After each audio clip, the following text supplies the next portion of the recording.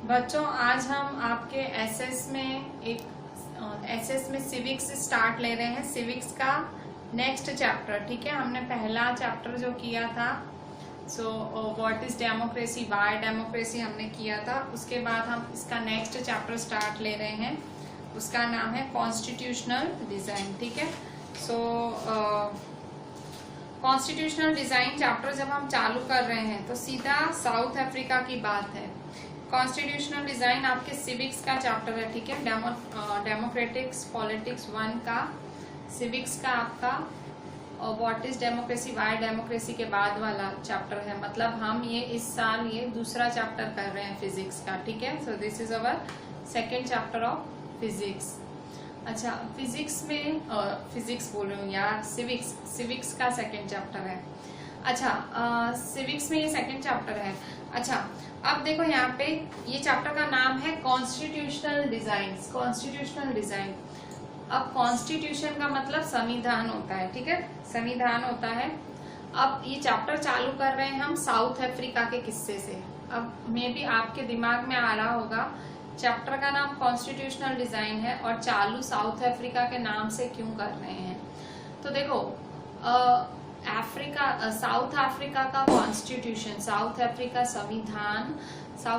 का संविधान best constitution माना जाता है वर्ल्ड में, ठीक है।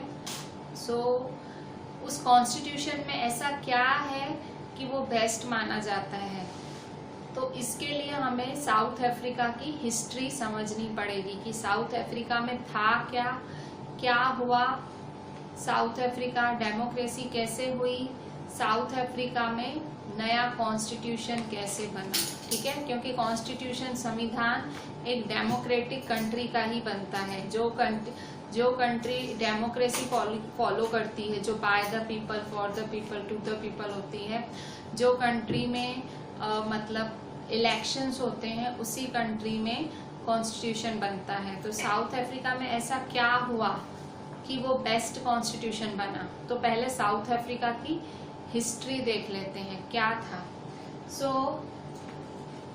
In South Africa, white people ruled and a system called apartheid was followed. बहुत सालों की पहले की बात है कि साउथ अफ्रीका में गोरे लोगों का राज था, ठीक है। जो गोरे लोग थे, जो गोरी चमड़ी वाले थे, उनका राज था और काले लोगों पे वो हुकूमत चलाते थे। A system called apartheid was followed. Black people were highly discriminated. एक सिस्टम वहां फॉलो किया जाता था, उस सिस्टम का नाम है एपर्थीड।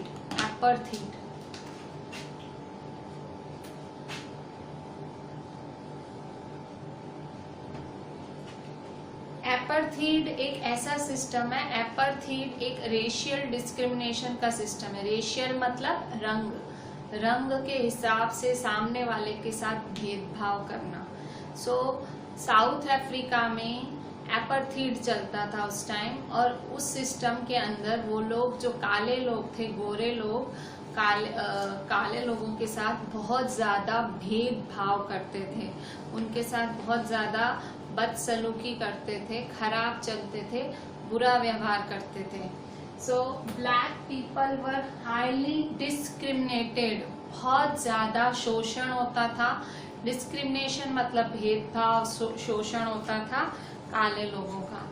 अच्छा, अब एक क्वेश्चन आता है एग्जाम में 5 मार्क्स का। क्या क्वेश्चन आता है कि how blacks suffered during apartheid reign, कि ब्लैक्स को एपर्थीड रेन के टाइम क्यों सफर करना पड़ा।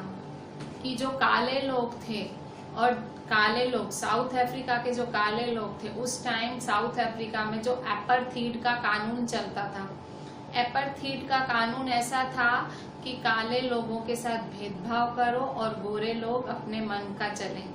उस कानून में how blacks suffered during apartheid reign, काले लोगों ने क्या सफर किया, मतलब काले लोगों को क्या क्या सहन करना पड़ा ड्यूरिंग एपर्थीड रेन। जो ये एपर्थीड का कानून था, उस टाइम काले लोगों को क्या क्या सहन करना पड़ा। क्या क्या सहन करना पड़ा। First, Non-whites were forbidden from living in white areas. They could work there only if they had a permit. जो नॉन वाइट्स थे, नॉन वाइट्स का मतलब काले और हमारे जैसे ब्रिटिश लोग भी, गेहुआ लोग, जो हमारे जैसे लोग भी, गेहुआ कलर के लोग, ठीक है, ब्रिटिश लोग भी। नॉन वाइट्स मतलब जो काले लोग थे, काले मतलब काले भी और गेहुआ मतलब जो सफेद नहीं है, जो प्योर वाइट नहीं है, नॉन वाइट है, उनको मनाही थी, वर फॉरबिडन, उन्हें मनाही थी, they were forbidden from living in white areas. White areas मतलब जहाँ गोरे लोगों के घर होते थे वहाँ वो लोग घर नहीं ले सकते थे। काले लोग या ब्रिटिश लोग, जो हम इंडियंस हैं, हम लोग या काले लोग उनके एरिया में घर नहीं ले सकते थे। They could work there only if they had a permit. अगर गोरे लोगों के एरिया में काम भी करना है तो उन्हें परमिशन लेनी पड़ती थी, तो ही वो वहाँ काम कर पाते थे। अगर आपको थोड़ा सा याद हो गांधी जी के बारे में, तो गांधी जी के साथ भी साउथ अफ्रीका में बेइज्जती हुई थी, उनको भी इस तरह से ट्रेन से उतार दिया गया था। याद है आपको? आपने ये किस्सा बहुत सुना होगा। और इसी वजह से गांधी जी ने मतलब वहाँ पे भी प्रोटेस्ट किया और फिर यहाँ आके भी उन्होंने इंडिया में भी प्रोटेस्ट किया, ठीक है। सो गांधी जी के साथ भी वहाँ रेशियल डिस्क्रिमिनेशन हुआ था, क्योंकि वो लोग जो भी वाइट नहीं है, जो गोरा नहीं है, उसके साथ भेदभाव करते थे। Second, in South Africa, segregation policy was followed. This means separate trains, toilets, beaches, buses, hospitals, etc. South Africa में सेग्रीगेशन पॉलिसी, सेग्रीगेशन मतलब सेपरेशन पॉलिसी, सेपरेशन मतलब तेरा भी अलग है और मेरा भी अलग है, मतलब कि गोरों के लिए अलग बस चलती थी, कालों के लिए अलग बस चलती थी, उनके लिए अलग ट्रेन्स होती थी, उनके लिए अलग। हॉस्पिटल्स तक गोरों के काले नहीं यूज कर सकते थे, यहाँ तक कि बीचेस भी, गोरे जिन बीचेस पे जाते थे वहाँ पे काले नहीं जा सकते थे, ठीक है। हॉस्पिटल्स नहीं जा सकते थे, तो कहीं पे भी जहाँ गोरे जाते थे वहाँ काले आते नहीं थे, उनको अपना सेपरेट करना पड़ता था सब। सो उसे सेपरेशन, इस सेपरेशन पॉलिसी को सेग्रीगेशन पॉलिसी कहा गया है। Blacks and whites had separate churches. अगर और ज्यादा और क्या ब्लैक को सहन करना पड़ता था, इवन उनके चर्चेस भी अलग थे। ब्लैक अलग चर्च में जाते थे और वाइट्स के लिए अलग चर्च थे। Blacks could not form associations or protest against the terrible treatment. Even जो ब्लैक्स थे, जो काले लोग थे, उनको एसोसिएशंस भी नहीं बनाने देते थे। एसोसिएशंस मतलब वो लोग ग्रुप्स भी नहीं बना सकते थे, मतलब अगर वो ग्रुप्स भी बनाते थे तो उनको मतलब उनको मनाही थी, ठीक है, उनको पनिश किया जाता था। Blacks could not form associations or protest against the terrible treatment. वो एसोसिएशंस नहीं, ग्रुप्स नहीं बना सकते थे गोरों के खिलाफ, और वो आवाज भी नहीं, प्रोटेस्ट मतलब आंदोलन भी नहीं कर सकते थे, ठीक है, कि आंदोलन भी नहीं कर सकते थे। जो उनके साथ इतना बुरा व्यवहार हो रहा था, टेरिबल ट्रीटमेंट हो रहा था, उस ट्रीटमेंट के खिलाफ वो लोग आवाज भी नहीं उठा सकते थे। मतलब आपके साथ खराब तो हो रहा है पर आप उसके लिए कुछ भी नहीं कर सकते हो, आप आवाज तक नहीं उठा सकते हो। तो ये हालत थी वहां पे कालों की, ब्लैक्स की। Those who protested were killed or sent to jail. और जो लोग खिलाफ जाते थे, समझो जो लोग जबरदस्ती प्रोटेस्ट करते थे, प्रोटेस्ट मतलब इस सरकार के खिलाफ जाते थे, इन गोरों की सरकार के खिलाफ, तो उन्हें यहाँ तो जेल भेज दिया जाता था या तो मार दिया जाता था, ठीक है। नेल्सन मंडेला, आपने नाम सुना होगा, साउथ अफ्रीका में कितने सालों वो साउथ अफ्रीका की जेल में कैद रहे। वो खुद एक ब्लैक थे और वो उन्होंने मतलब ब्लैक्स के लिए बहुत लड़ाई की। उनकी मतलब ये जो अपार्थाइड का नियम था उसको बंद कराने के लिए उन्होंने भी बहुत लड़ाई की, गांधी जी ने भी साथ दिया था उनका। तो नेल्सन मंडेला मतलब वो भी साउथ अफ्रीका में एक फ्रीडम फाइटर थे, ठीक है। Those who protested were killed or sent to jail. So जो लोग मना करते थे, जो लोग मानते नहीं थे तो भी प्रोटेस्ट करते थे, तो भी आवाज उठाते थे अन्याय के खिलाफ, उन्हें या तो मार दिया जाता था या तो जेल भेज दिया जाता था। The non-whites did not have voting rights. अब जो नॉन वाइट्स थे, मतलब जो काले या जो गेहुआ कलर के जो ब्रिटिश लोग थे, मतलब जो गोरे नहीं थे, उनके अलावा किसी के पास भी वोटिंग राइट्स तक नहीं था। मतलब वोट होते थे तो सिर्फ गोरे लोग ही वोट करते थे। सो एपार्थाइड के सिस्टम में कालों को, ब्लैक्स को ये सब सहन करना पड़ता था, ये सब उन्हें बियर करना पड़ता था, ये सारी चीजें इन्हें सफर करनी पड़ती थी। ठीक है, ये 6 पॉइंट्स हैं। अच्छा, अब क्या हुआ? सो अब देखें, ब्लैक्स डिडंट गिव अप। अब पर भले उन्हें मारा गया, भले उन्हें जेल डाल दिया गया, पर काले लोग, जो काले लोगों की जात थी, वो पीछे नहीं हटी, उन्होंने गिव अप नहीं किया। They continued protesting against apartheid, which was led by African National Congress. उन्होंने अभी भी आवाज उठाना चालू रखा एपार्थाइड के सिस्टम के खिलाफ। एपार्थाइड वो भेदभाव वाला सिस्टम जिसमें कालों के साथ गोरे लोग भेदभाव करते थे, बदसलूकी करते थे, उनके कलर के हिसाब से, स्किन कलर के हिसाब से उनके साथ भेदभाव किया जाता था। काले अभी भी आवाज उठाते रहे और ब्लैक्स को एक अफ्रीकन नेशनल कांग्रेस थी, उसके अंदर वो प्रोटेस्ट करते रहे। ठीक है, एक पार्टी थी जिसका नाम था African national Congress, south Africa में, और उस पार्टी का हिस्सा थे जो भी काले थे, वो सब प्रोटेस्ट करते थे। Some white people also supported them and protested. और इस प्रोटेस्ट में ये जो आवाज उठाई थी कालों ने, इस प्रोटेस्ट में काफी गोरे लोगों ने, काफी वाइट्स ने भी इनका साथ दिया था, क्योंकि एपार्थाइड की जो पॉलिसी थी वो तो मानवता के खिलाफ थी, वो तो ह्यूमैनिटी के खिलाफ थी। आप जब किसी के साथ ऐसा भेदभाव करते हो तो वो तो बहुत गलत चीज है। ठीक है, वो इंसानियत के भी खिलाफ है कि आप किसी के कलर के हिसाब से आप उसके साथ इतना खराब ट्रीटमेंट करते हो। इवन वाइट्स के घरों के बाहर लिखा जाता था, blacks and dogs are not allowed, कि कुत्ते और काले लोग यहाँ अलाउड नहीं है। ठीक है, सो उनकी इतनी खराब हालत थी वहां पे, उनको कुत्तों के समान समझा जाता था। Protest continued for many years and many people were killed too. अब ये जो ब्लैक्स की लड़ाई थी, प्रोटेस्ट था किसके खिलाफ?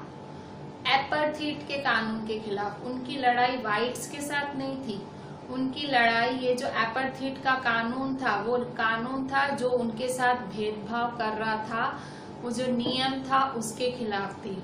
सो बहुत सालों तक ये लोग लड़ते रहे अपने हक के लिए, लड़ते रहे ब्लैक्स, और बहुत लोग मरे भी। ठीक है, and many people were killed too, resulting in whites defeat and South Africa gain independence.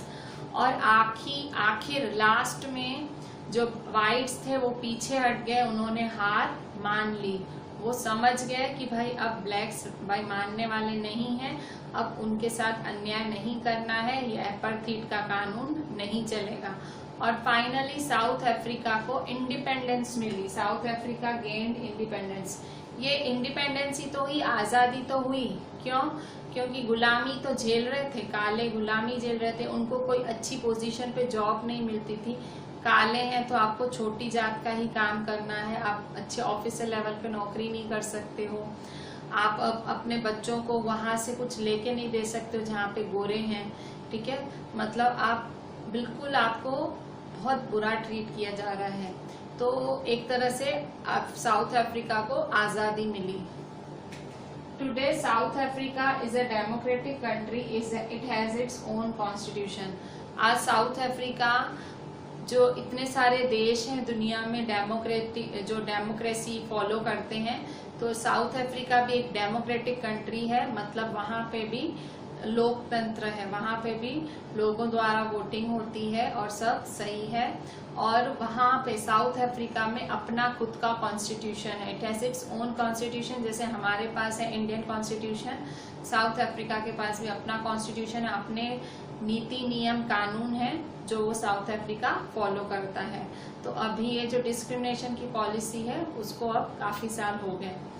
पर आपको पता है कि भाई इंडिपेंडेंस मिला, पर अभी सफेद वाले अभी समझे थे, मतलब सफेद वाले हारे क्या थे, वो समझे कि भाई अभी कालों को हम और दबा नहीं सकते थे, वो समझे। फिर उन्होंने डिसाइड किया कि अभी हम गवर्नमेंट बनाएंगे। जब पर गवर्नमेंट बनी, फिर ये डिसाइड करना कि कितने लोग कालों के, कितने लोग गोरों के।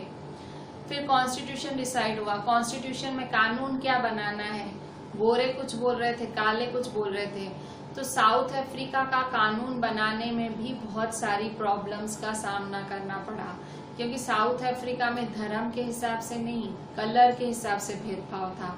तो वहाँ पे जैसे हमारे इंडिया में धर्म, रिलीजन, जब हमारा कॉन्स्टिट्यूशन बना तो हमारे नेताओं को भी बहुत सोचना पड़ा था, क्योंकि हमारे देश में बहुत सारे रिलीजन हैं कि किसी धर्म को ठेस ना पहुंचे। तो वैसे ही साउथ अफ्रीका में तो अभी गोरों कालों की फाइट अभी पूरी हुई थी, लड़ाई अभी पूरी हुई थी। तो वो अपना पर्सनल कॉन्स्टिट्यूशन बना रहे थे साउथ अफ्रीका, पर उस टाइम गोरे काले दोनों हाजिर थे और दोनों मतलब जो दोनों थे वो पोजीशन मांग रहे थे। उस टाइम कॉन्स्टिट्यूशन बनाया साउथ अफ्रीका ने, तो उस टाइम उनको बहुत प्रॉब्लम्स का सामना करना पड़ा, क्योंकि गोरे भी थे और काले दोनों को कॉन्स्टिट्यूशन में समान अधिकार मिला था। तो क्या प्रॉब्लम्स फेस की साउथ अफ्रीका ने कॉन्स्टिट्यूशन बनाने में, अब हम वो देखते हैं।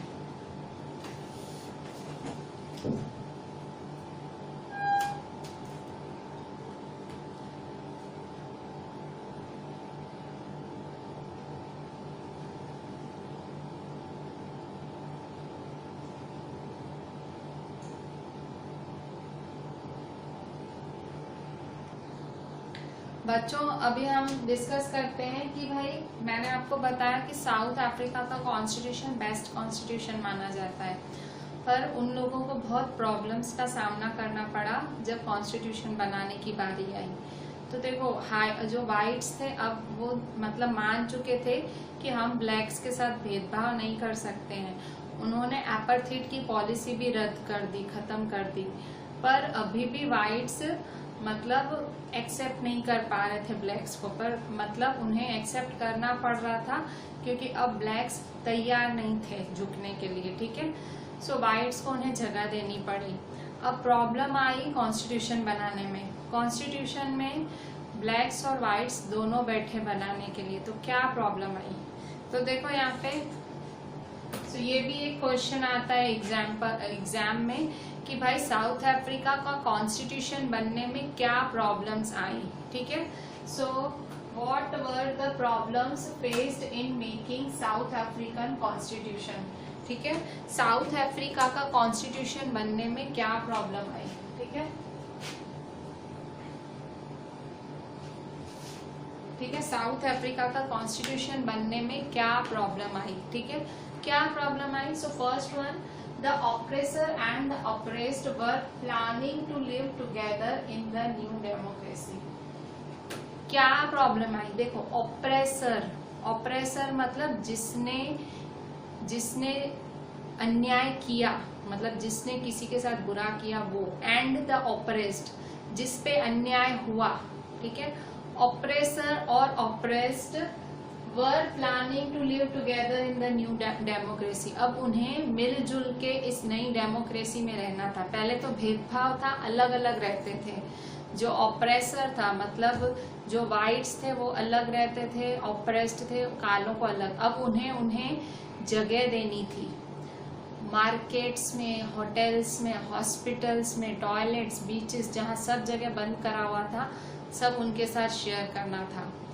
अब वो देखो एक एम्बैरेसिंग चीज भी होती है, ठीक है, कभी किसी के साथ कोई बहुत बुरा करे, ठीक है, और बाद में जब सब ठीक हो जाता है तो थोड़ा मुश्किल होता है जिसके साथ बुरा हुआ और जिसने बुरा किया वो लोग साथ में रह नहीं सकते हैं। तो ये उनके साथ होने जा रहा था कि जो ऑप्रेसर था, जिसने बुरा किया, ऑप्रेस्ड था, जिसने सहन किया, वो दोनों साथ में रहने जा रहे थे। ब्लैक्स एंड व्हाइट्स साथ में रहने जा रहे थे साउथ अफ्रीका की नई डेमोक्रेसी में। मतलब जो नई सरकार बनी साउथ अफ्रीका की, जो अच्छी सरकार बनी भाई, लोगों द्वारा सरकार बनी, उस सरकार में ये लोग रहने जा रहे थे सबसे पहली बारी।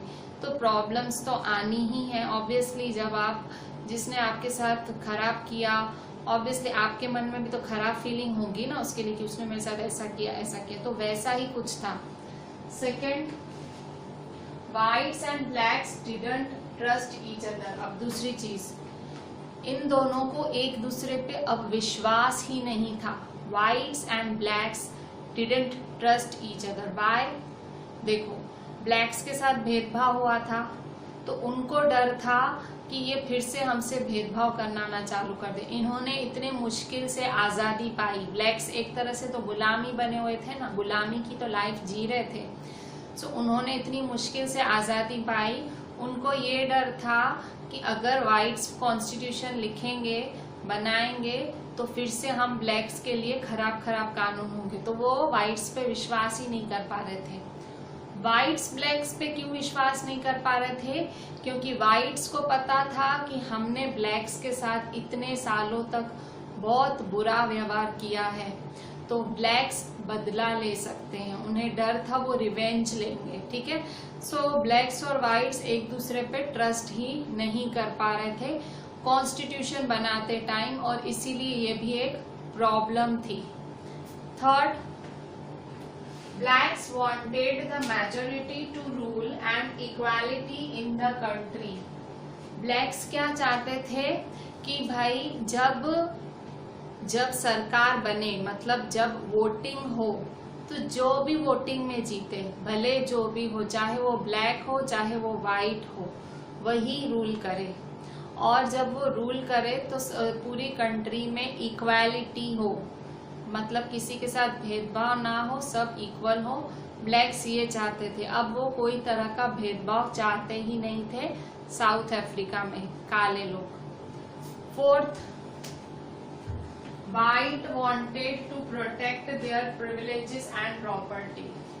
सामने व्हाइट्स क्या चाहते थे? व्हाइट्स अपने प्रिविलेजेस और प्रॉपर्टी बचाना चाहते थे। मतलब व्हाइट्स को प्रिविलेजेस मिले हुए थे। प्रिविलेजेस मतलब उनको बहुत सारे, मतलब वो कहते हैं ना, उनको बहुत सारे प्रिविलेजेस का मतलब उनको बहुत मान सम्मान मिला हुआ था। वो अपना मान सम्मान छोड़ना नहीं चाह रहे थे। ठीक है, उनको बहुत ज्यादा, भाई जैसे अगर कोई बहुत बड़ा आदमी आ जाए, ठीक है, आपके एरिया में बहुत बड़ा एक पॉलिटिशियन आ जाए, ठीक है, आप कैसे उसकी आजीजी करोगे, कैसे उसके सामने अच्छे बनोगे, घर से बना के चीजें ले जाओगे। तो वैसे ही व्हाइट्स को बहुत सारे प्रिविलेजेस थे, फायदे मिले हुए थे। पहले उनको बहुत फायदे थे कि व्हाइट्स हो तो ये नहीं भरना है, ये टैक्स नहीं भरना है, वो है, तो उनको बहुत फायदे थे। प्रिविलेजेस छोड़ना नहीं चाह रहे थे। और बहुत सारी प्रॉपर्टीज भी थी व्हाइट्स के पास, क्योंकि वो व्हाइट्स थे इसलिए मिली थी, तो इसलिए वो प्रॉपर्टी भी नहीं छोड़ना चाह रहे थे। तो ये 4 कारण थे जिसकी वजह से साउथ अफ्रीका का कॉन्स्टिट्यूशन बनने में प्रॉब्लम आ रही थी। क्यों?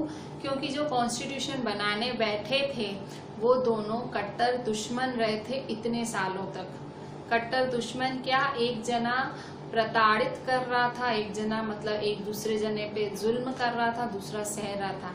सो उसमें अब कैसे दोस्ती होती, उसमें कैसे होता?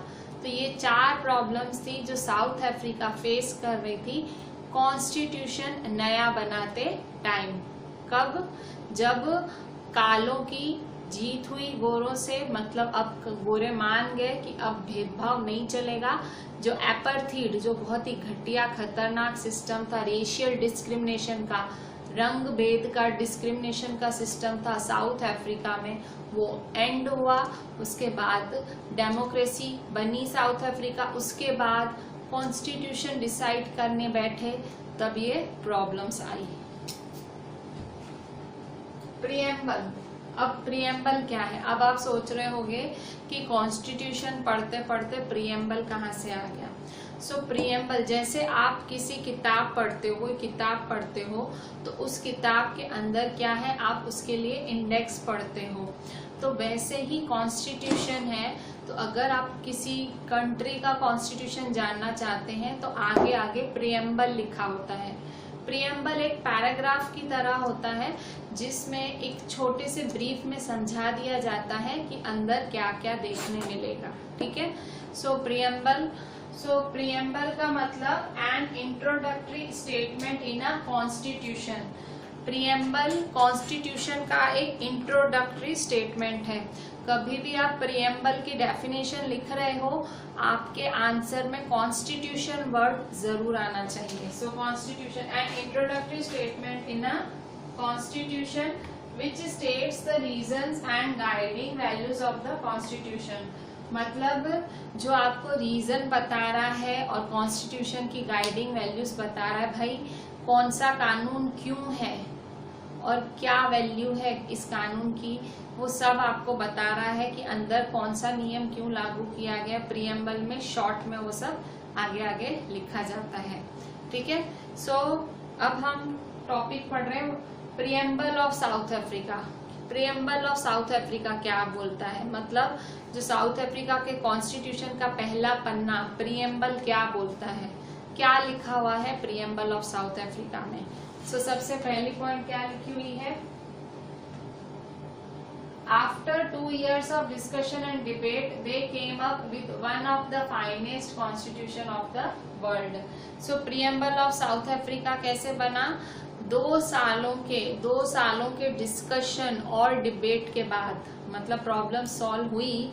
कैसे सॉल्व हुई, प्रियम्बल कैसे बना, तो 2 सालों तक लगातार डिस्कशन चला, डिबेट चली, मतलब बहस चली, सब बातें हुई। 2 साल तक काले और गोरों की मीटिंगें हुई।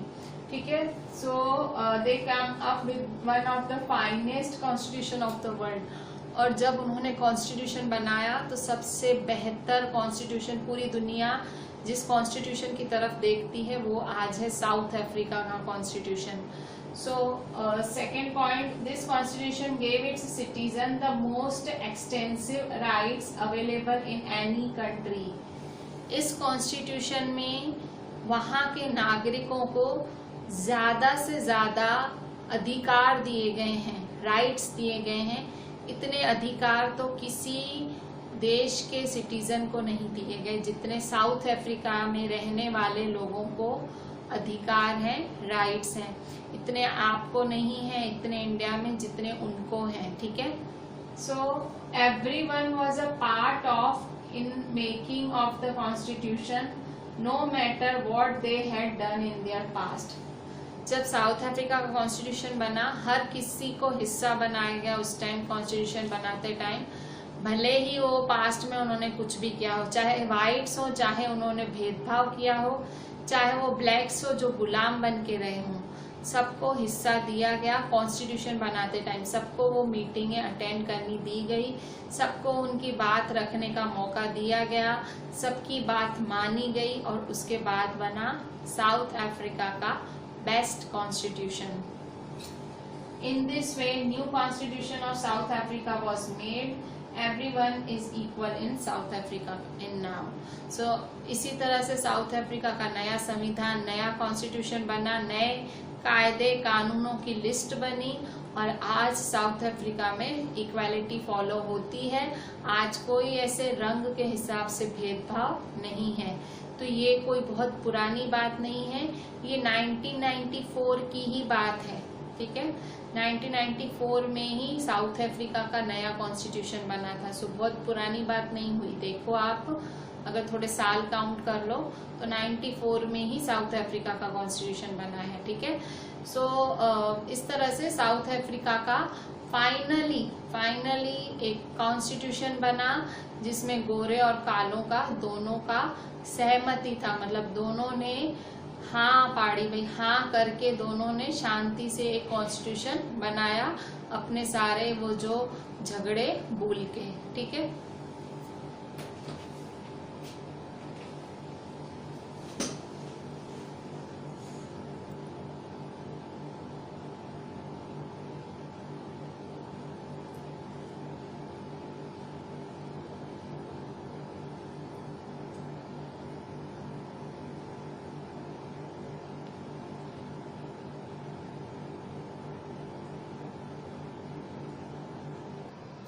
बच्चों अभी हमने प्रेएम्बल की बात की। प्रेएम्बल क्या है? एक पैराग्राफ है जो कॉन्स्टिट्यूशन के शुरुआत में लिखा जाता है।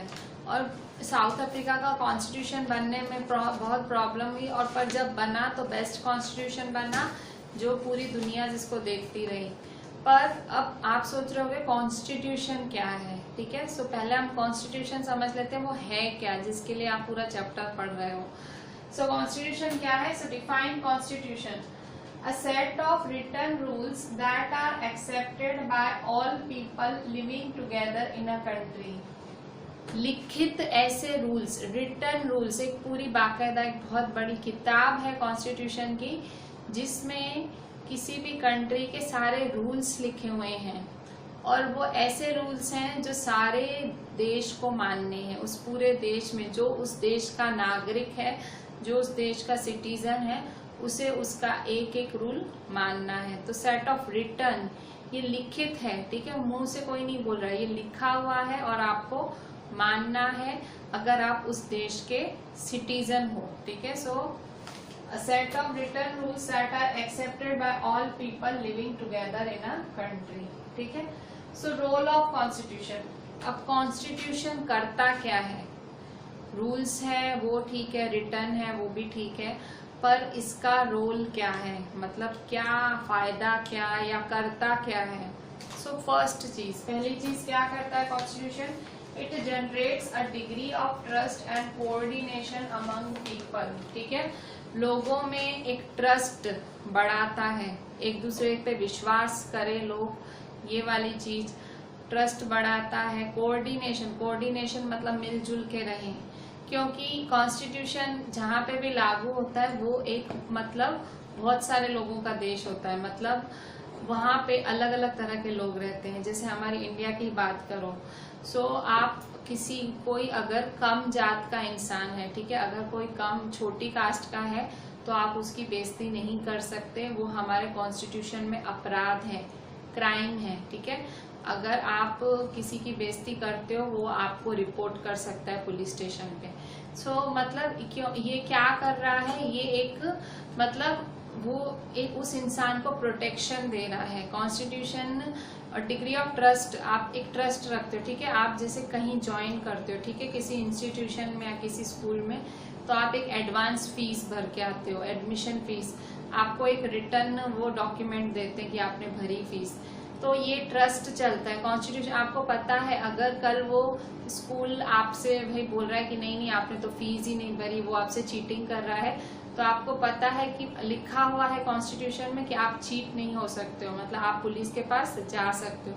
सो कॉन्स्टिट्यूशन के रूल्स आप में एक लोगों में आपस में ट्रस्ट करना, क्योंकि आप में डर है तो आप क्या करोगे, गलत नहीं करोगे, तो इस वजह से विश्वास बना रहेगा। कोऑर्डिनेशन, साथ में काम भी करोगे, ठीक है।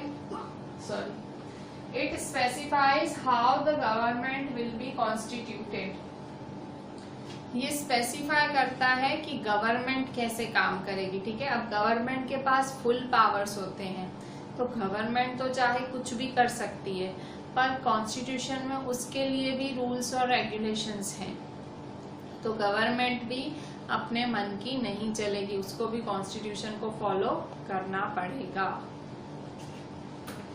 It lays down limits on the powers of the government. It tells the citizen about their rights. Constitution क्या बोलता है? कॉन्स्टिट्यूशन गवर्नमेंट के पावर्स में एक लिमिट लगाता है, एक उनके पावर्स को रोकता है, ठीक है। सो गवर्नमेंट के पावर्स को एक लिमिट देता है, गवर्नमेंट कुछ भी नहीं कर सकती, जो मन पड़े नहीं कर सकती है।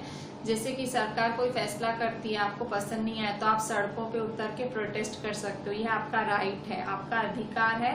आपको बहुत सारे राइट्स दिए हैं सरकार, मतलब कॉन्स्टिट्यूशन ने राइट्स दिए हैं, जैसे right to speech, right to live, ठीक है, राइट अगेंस्ट एक्सप्लॉयटेशन, ठीक है, राइट टू फ्रीडम, बहुत सारे राइट्स हैं आपके पास, ठीक है। सो अगर आप किसी कोई चीज नहीं समझ आ रही, आप प्रोटेस्ट भी कर सकते हो, वो राइट टू फ्रीडम में आता है, आप फ्री हो प्रोटेस्ट करने को। राइट टू स्पीक, आप मन चाहे वो बोल सकते हो, क्यों? आप देखो कभी आप बोलते हो तो कोई बोलता है बस था ना भाई, बंद हो ना, तो आप बोलते हो क्यों, तेरे मुंह से बोल रहा हूँ, क्यों, फ्री, आप राइट टू स्पीच है आपके पास, तो कॉन्स्टिट्यूशन ने दिया है आपको हक बोलने का, ठीक है। So it lays down limits on the powers of the government, it tells citizen about their rights, वो सिटीजन्स को बोलता है कि भाई आपकी राइट्स क्या है। कॉन्स्टिट्यूशन सिटीजन को उनके अधिकारों के बारे में बताता है। अगर आपको अपने अधिकार ही नहीं पता है तो आप जियो, मतलब रहोगे कैसे किसी देश में। सो कॉन्स्टिट्यूशन आपको अपने नियम बताता है, भाई नियम है जो आपको पूरा पूरा हक है, मतलब वो नियम फॉलो कर मतलब वो रूल्स फॉलो करने पड़ते हैं। जो राइट्स हैं, आपको अधिकार मिले हैं, वो आपको मिलने चाहिए। आपके जो ड्यूटीज हैं आपको वो भी निभाने हैं। अगर आप किसी देश के सिटीजन हो तो आपको उसका कॉन्स्टिट्यूशन पूरा पूरा आपको पालन करना है। Next, it expresses the aspirations of the people about creating a good society, मतलब लोगों की जो सोच है, लोगों की सोच है जो अच्छी सोसाइटी की जो सोच है। एस्पायर मतलब सपना देखना, जो लोगों का सपना है कि एक अच्छी सोसाइटी हो, अच्छा समाज हो। कॉन्स्टिट्यूशन उस सपने की एक पाया ही समझ लो, वो कॉन्स्टिट्यूशन उस सपने को एक पाया देता है, उसको एक बढ़ावा देता है, ठीक है। अच्छी सोसाइटी कब बनेगी, जब सब लोग डिसिप्लिन से रहेंगे, एक दूसरे का आदर करेंगे। तो कॉन्स्टिट्यूशन के रूल्स की वजह से सबको, मतलब आप किसी लड़की से बदसलूकी नहीं कर सकते हो, वो आप कॉन्स्टिट्यूशन के मतलब खिलाफ है, ठीक है। आप किसी के साथ मतलब एक्सप्लॉइट नहीं कर सकते हो, ठीक है। वो एक्सप्लॉइटेशन हुआ किसी लड़की के साथ बदसलूकी करना। सो वो हमारे कॉन्स्टिट्यूशन में खिलाफ है। सो इस तरह इतने सारे राइट्स हैं, तो इससे क्या होता है, एक अच्छी सोसाइटी बनेगी। लोग डर के मारे ही सही पर किसी के साथ बुरा नहीं करेंगे, ठीक है।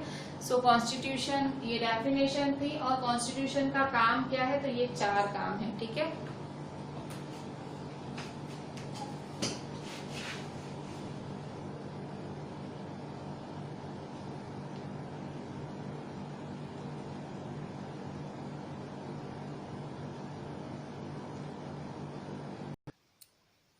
बच्चों अभी देखें, अभी हमने बात की कॉन्स्टिट्यूशन के बारे में, कॉन्स्टिट्यूशन क्या होता है और कॉन्स्टिट्यूशन का रोल क्या है।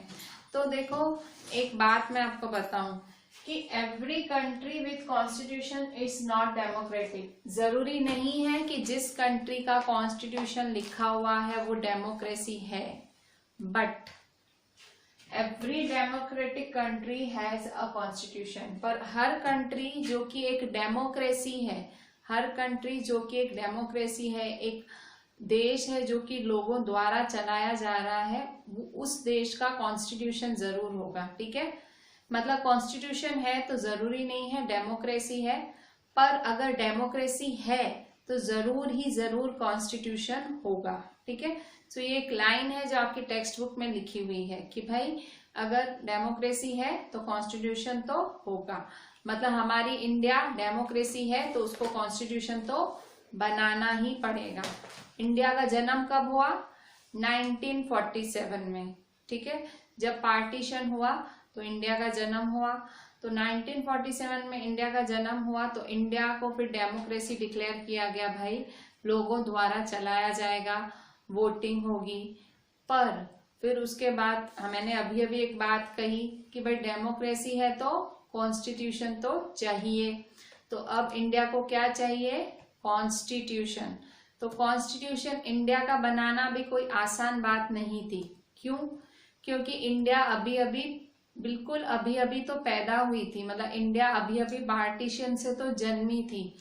और पार्टीशन भी कोई इंडिया का आसान नहीं था, उसमें 10 लाख लोग मारे गए थे, ठीक है। इंडिया अभी अभी इतना बड़ा सदमा उठाए हुए थी। इवन पाकिस्तान के लोग, इंडिया के लोग अभी भी दुख में थे।